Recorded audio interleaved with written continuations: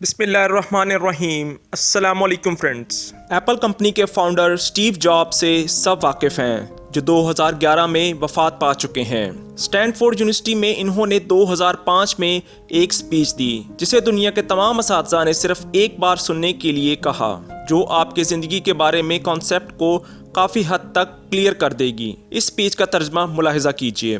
میں آج دنیا کی بہترین یونیورسٹی اسٹینفورڈ میں شامل ہونے پر بہت فخر محسوس کر رہا ہوں۔ میں ایک سچ بتانا چاہوں گا کہ میں کبھی کسی کالج سے پاس نہیں ہوا، لیکن آج کالج سربراہ میں شامل ہو کر بہت فخر محسوس کر رہا ہوں۔ میں آج آپ لوگوں کو اپنی زندگی سے متعلق 3 سٹوریز سنانا چاہوں گا۔ میری پہلی کہانی ڈاٹس کنیکٹ کرنے کے بارے میں ہے۔ میں نے ریڈ کالج میں داخلہ لینے کے ٹھیک 6 ماہ بعد پڑھائی چھوڑ دی، لیکن پھر بھی 18 ماہ تک کالج آتا جاتا رہا۔ اب سوال یہ پیدا ہوتا ہے، میں نے کالج کیوں چھوڑا؟ اصل میں اس کی شروعات میرے پیدا ہونے سے پہلے کی ہے۔ میری اصل ماں ایک پڑھی لکھی کالج گریجویٹ خاتون تھی۔ وہ میری پرورش کے لیے کسی بے اولاد پڑھی لکھی فیملی کو اڈاپشن کے لیے دے دینا چاہتی تھی۔ سب کچھ ٹھیک تھا اور میں ایک وکیل اور اس کی وائف کی طرف سے اڈاپٹ کیا جانے والا تھا، لیکن اچانک اس کپل نے اپنا ارادہ بدل دیا کہ ہمیں ایک لڑکا نہیں ایک لڑکی چاہیے۔ میری والدہ نے دوسرے کپل سے رابطہ کیا، لیکن جب میری ماں کو پتہ چلا کہ یہ کپل پڑھا لکھا نہیں ہے اور معاشی صورتحال میں بھی بہتر نہیں، تو میری ماں نے ان کو گود دینے سے انکار کر دیا۔ لیکن کچھ ماہ بعد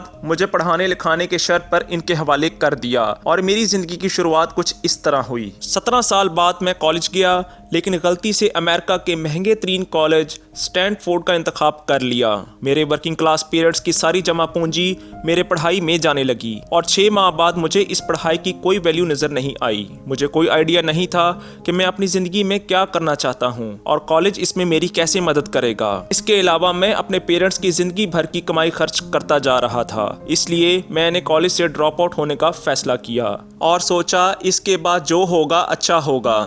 اس وقت یہ سب کچھ میرے لیے کافی ڈراؤنا تھا، لیکن اب جب میں پیچھے مڑ کر دیکھتا ہوں تو مجھے لگتا ہے یہ میری زندگی کا سب سے اچھا فیصلہ تھا۔ جیسے ہی میں نے کالج چھوڑا، میرے اوپر سے کلاسز اٹینڈ کرنے کی ذمہ داری ختم ہو گئی اور میں چپ چاپ اپنے دلچسپی والی کلاسز کرنے لگا۔ یہ سب کچھ اتنا آسان نہیں تھا۔ میرے پاس رہنے کے لیے روم نہیں تھا، اس لیے دوستوں کے روم میں فرش پر سونا پڑتا تھا۔ میں کوک کی بوتلیں واپس کر کے جو پیسے ملتے تھے ان پیسوں سے کھانا کھاتا تھا۔ میں ہر سنڈے 7 میل پیدل چل کر ہرے کرشنا مندر جاتا تاکہ ہفتے میں کم از کم ایک دن پیٹ بھر کر کھانا کھا سکوں۔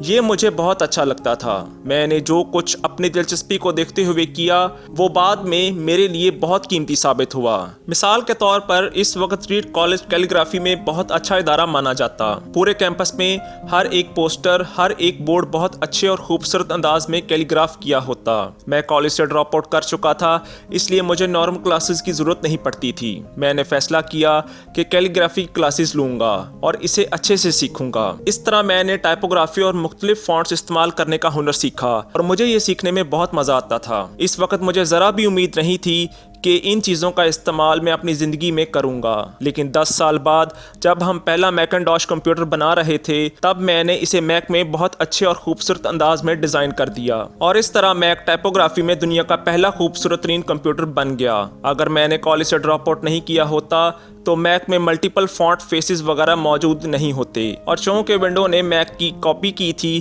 تو شاید کسی بھی پرسنل کمپیوٹر میں یہ چیزیں نہیں ہوتی۔ اگر میں نے ڈراپ آؤٹ نہیں کیا ہوتا تو میں کیلیگرافی کی کلاسز نہیں لے پاتا اور شاید پرسنل کمپیوٹر میں جو فونٹس ہوتے ہیں وہ ہوتے ہی نہیں۔ جب میں کالج میں تھا تو مستقبل میں ان ڈاٹس کو کنیکٹ کرنا ناممکن تھا، لیکن 10 سال بعد جب میں پیچھے مڑ کر دیکھتا ہوں تو مجھے سب کچھ صاف نظر آتا ہے۔ آپ بھی کبھی مستقبل میں جھانک کر ان ڈاٹس کو کنیکٹ نہیں کر سکتے، آپ صرف ماضی میں دیکھ کر ڈاٹس کنیکٹ کر سکتے ہیں۔ اس لیے آپ کو یقین کرنا ہوگا کہ ابھی جو ہو رہا ہے وہ آگے چل کر کسی نہ کسی طرح آپ کے مستقبل سے کنیکٹ ہو جائے گا۔ آپ کو ان سب باتوں پر یقین کرنا ہوگا، اپنے گٹس پر، اپنی ڈیسٹنی پر، زندگی پر یا اپنے کام پر۔ آپ کو کسی نہ کسی چیز پر بھروسہ کرنا ہوگا، کیونکہ اس بات پر یقین کرنا کہ آگے چل کر ڈاٹس کنیکٹ ہو جائیں گے، یہ سب آپ کو اپنے دل کی آواز سننے میں مدد دے گا، اور تب جب آپ بالکل الگ راستے پر چل رہے ہوں گے، and that will make the difference. میری دوسری کہانی پیار اور محبت کے بارے میں ہے۔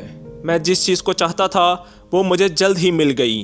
واز اور میں نے اپنے والدین کے گراج سے ایپل کی شروعات کی۔ تب میں 20 سال کا تھا۔ ہم نے بہت محنت کی اور 10 سال میں ایپل 2 لوگوں سے بڑھ کر $2 بلین اور 4000 لوگوں کی کمپنی بن گئی۔ ہم نے ابھی 1 سال پہلے اپنی فائنسٹ کریشن میکنٹاش ریلیز کی، تب میں 30 سال کا تھا اور مجھے کمپنی سے فائر کر دیا گیا۔ آپ اپنی ہی کمپنی سے کیسے نکالے جا سکتے ہیں؟ جیسے جیسے کمپنی نے ترقی کی، میں نے ایک ٹیلنٹڈ امپلائی کو ہائر کیا کہ یہ میرے ساتھ مل کر کمپنی رن کرے گا۔ پہلے 1 سال تک سب کچھ ٹھیک ٹھاک چلتا رہا، لیکن کمپنی کے مستقبل کو لے کر ہمارے اندر اختلافات ہونے لگے۔ بات بورڈ آف ڈائریکٹرز تک پہنچ گئی تو ان لوگوں نے اس کا ساتھ دیا اور 30 سال کی عمر میں مجھے اپنی ہی کمپنی سے نکال دیا گیا۔ یہ کمپنی میری جوانی کا فوکس تھا جو اب ختم ہو چکا تھا اور یہ بالکل تباہ کن تھا۔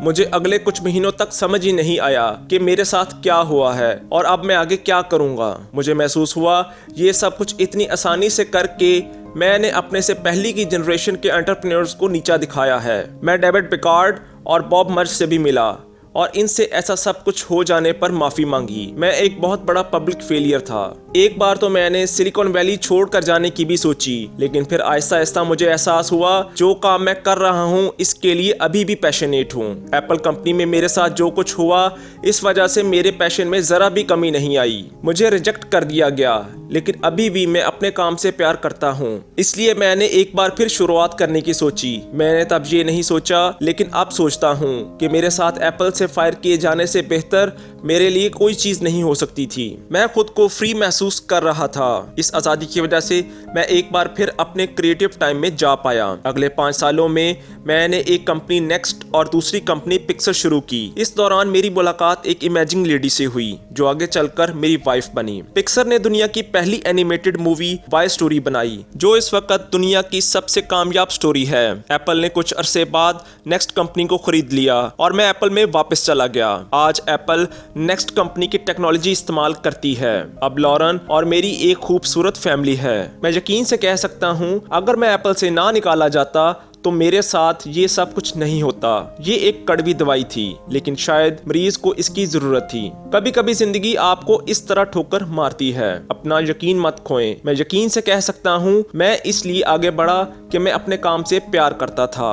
I always love my work۔ آپ حقیقت میں کیا کرنا پسند کرتے ہیں یہ آپ کو جاننا ہوگا۔ جتنا اپنے پیار کو تلاش کرنا ضروری ہے، اتنا ہی ضروری اس کام کو تلاش کرنا ہے جسے آپ سچ مچ انجوائے کرتے ہوں۔ اور واقعی مطمئن ہونے کا ایک ہی طریقہ ہے کہ آپ وہ کریں جسے آپ سچ میں ایک بڑا کام سمجھتے ہوں، اور ایک بڑا کام کرنے کا ایک ہی طریقہ ہے کہ آپ وہ کریں جسے کرنے میں آپ انجوائے کرتے ہوں۔ اگر آپ کو ابھی تک وہ کام نہیں ملا تو رکیے مت، اسے کھوجتے رہیں۔ جیسے دل سے جڑی ہر چیز میں ہوتا ہے، وہ کام جب آپ کو ملے گا تو آپ کو پتہ چل جائے گا، اور جیسا کسی اچھے تعلقات میں ہوتا ہے کہ وہ وقت کے ساتھ ساتھ اچھا ہوتا جاتا ہے۔ اس لیے ڈھونڈتے رہیں، رکیے مت۔ میری تیسری کہانی موت کے بارے میں ہے۔ جب میں 17 سال کا تھا تو میں نے ایک کہاوت پڑھی کہ آپ ہر روز ایسے جئیں جیسے یہ آپ کا آخری دن ہے، آپ کسی نہ کسی دن صحیح ثابت ہو جائیں گے۔ اس نے میرے دماغ پر ایک امپریشن بنا دیا، اور تب سے پچھلے 33 سالوں سے میں نے صبح اٹھ کر شیشے میں دیکھا ہے اور خود سے ایک ہی سوال کیا ہے، اگر یہ میری زندگی کا آخری دن ہوتا کیا میں وہ آج کرتا جو میں کرنے والا ہوں؟ اور کئی دن لگاتار جواب نہیں ملتا تو میں سمجھ جاتا ہوں کچھ بدلنے کی ضرورت ہے۔ اس بات کو یاد رکھنا کہ میں بہت جلد مر جاؤں گا مجھے لائف میں بڑے فیصلے لینے میں مددگار ثابت ہوتا ہے، کیونکہ جب میں ایک بار موت کے بارے میں سوچتا ہوں تو ساری توقعات، فخر، ڈر بالکل غائب ہو جاتا ہے، اور پھر صرف وہی بچتا ہے جو واقعے میں ضروری ہے۔ اس بات کو یاد رکھنا کہ ایک دن مرنا ہے اسی چیز کو کھونے کے ڈر سے دور رکھنے کا ایک اچھا موقع ہے۔ آپ پہلے سے ہی ننگے ہیں، ایسی کوئی وجہ نہیں کہ آپ اپنے دل کی نہ سنیں۔ تقریباً 1 سال پہلے مجھے پتہ چلا کہ مجھے کینسر ہے۔ صبح 7:30 پر میرا سکین ہوا جس میں صاف صاف دکھ رہا تھا کہ مجھے ٹیومر ہے۔ مجھے تو اس بیماری کا بھی نہیں پتہ تھا۔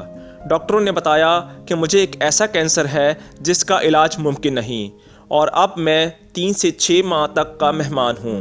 ڈاکٹروں نے مجھے مشورہ دیا گھر جاؤں اور اپنے سارے کام مکمل کر لوں، جس کا انڈائریکٹ مطلب ہوتا ہے کہ آپ مرنے کی تیاری کر لیجئے۔ اس کا مطلب آپ کوشش کریں آپ اپنے بچوں سے جو 10 سال کی باتیں کرنی ہیں وہ اگلے کچھ مہینوں میں کر لیں، اور سب کو خدا حافظ کہہ دیں۔ میں نے اس بیماری کی تشخیص کے ساتھ پورا دن گزار دیا۔ پھر ایک دن میرے گلے کے رستے पेट से होते हुए एक एंडोस्कोप डाला गया और ट्यूमर में से कुछ बुलबुले निकाले गए। मैं तो बेहोश था, लेकिन मेरी वाइफ जो वहाँ मौजूद थी, इसने बताया कि जब डॉक्टर ने माइक्रोस्कोप से मेरे सेल्स देखे तो वो रो पड़ा।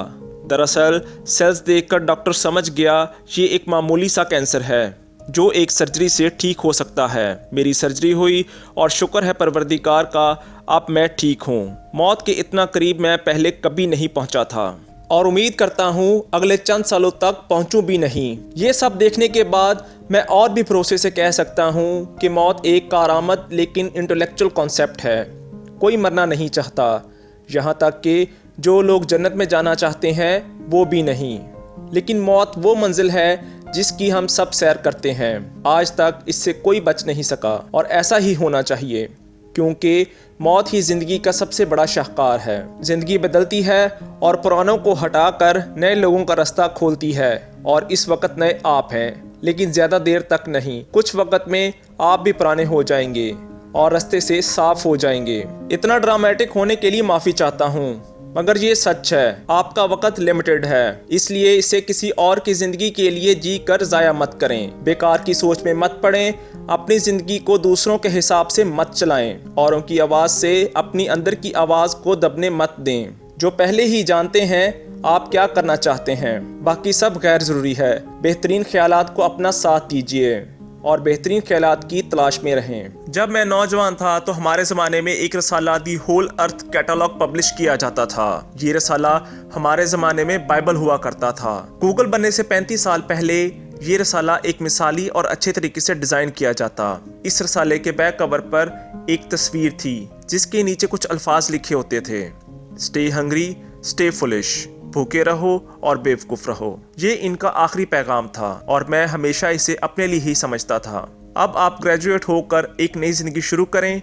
मेरी आपसे भी यही एडवाइस होगी, स्टे हंग्री, स्टे फुलिश, भूखे रहो और बेवकूफ़ रहो। आपका बहुत शुक्रिया। दोस्तों, टैलेंट स्पीक्स को सब्सक्राइब करना मत भूलें। इस वीडियो को लाइक करें, शेयर करें और कमेंट सेक्शन में अपनी राय का इजहार ज़रूर दें।